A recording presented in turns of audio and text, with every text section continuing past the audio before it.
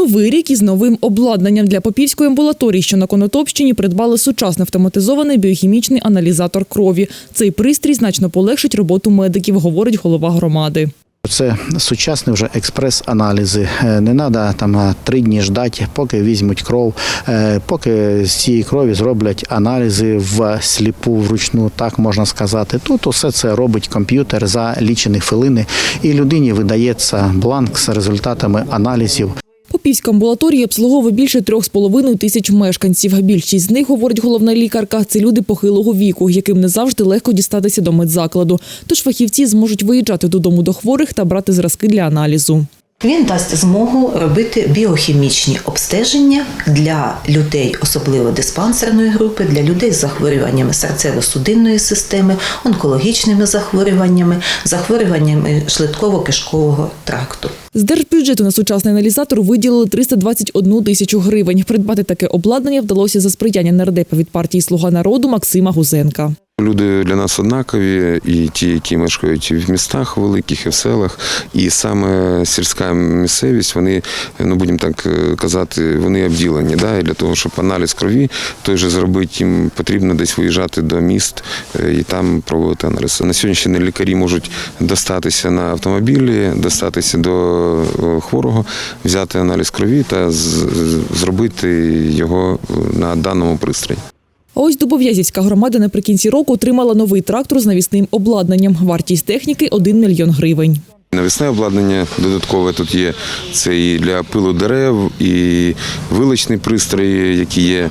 Тобто, я думаю, що цей трактор буде слугувати громаді, і громада буде забезпечена в напрямку ЖКХ, то 100%. Голова громади розповідає, сучасний трактор їм був конче необхідний. Техніка, яка потрібна на сьогоднішній день, однозначно в громаді вона повинна бути, і вона покращить і добробут в самій громаді, і покращує життєдіяльність самої громади. І зможемо ми вирішувати те, не треба буде йти до когось протягнути рукою, допоможіть, дайте і ще щось. Водій новою технікою також задоволений. Як молода жінка, так і новий трактор. Все добре, дай Бог. На чому раніше працювали? Ой-ой-ой, дівчинко. С-100, ви таке не чули, Т-130, Т-160. Чим це кращий?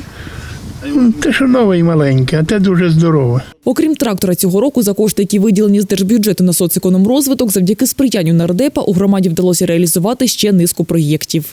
138 тисяч виділено було на придбання дитячого майданчика, він вже закуплений, знаходиться він у нас зараз в Дубов'язівській селищній раді на зберіганні, тобто привезли вже його, установимо, як тільки дадуть погодні умови.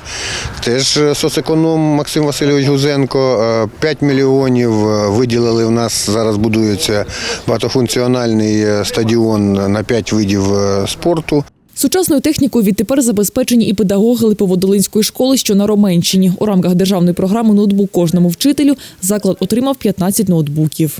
Ми матимемо кращу можливість виходити в прямі ефіри під час дистанційного навчання. А на нас, як ви знаєте, діти чекають через те, що без спілкування із учителями це зовсім не той зв'язок. Під час зустрічі з освітянами Максим Гузенко передав школі обладнання для облаштування STEM-лабораторії, де діти вивчатимуть інформатику та природничі науки.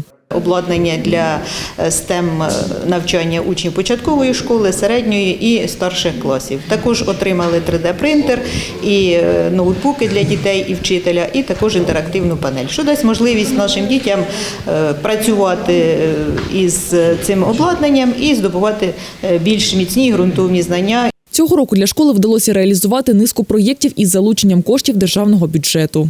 Проєкт «Стадіон», який будується на території даної школи, STEM-лабораторія, на яку спрямували більше 1 мільйона гривень. І це дасть можливість діточкам розвиватись. У 2022 році планують провести капітальний ремонт навчального закладу, зокрема виконати термомодернізацію. На ці потреби спрямують 34 мільйони гривень з Державного фонду регіонального розвитку.